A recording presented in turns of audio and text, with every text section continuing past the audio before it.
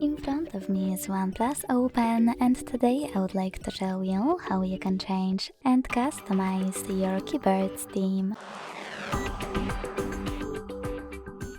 Begin by launching your keyboard and clicking on this icon of a color palette at the top of it. Then tap on the best theme for you.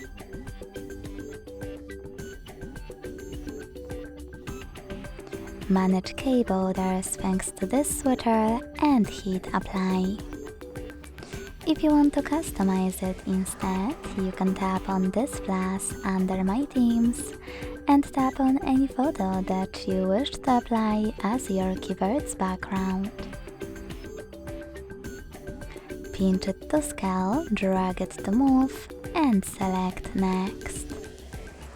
Adjust brightness by swiping left or right. Hit done. Manage key borders and select apply. Thanks so much for watching. If you enjoyed this video, leave a like, comment and subscribe. Bye!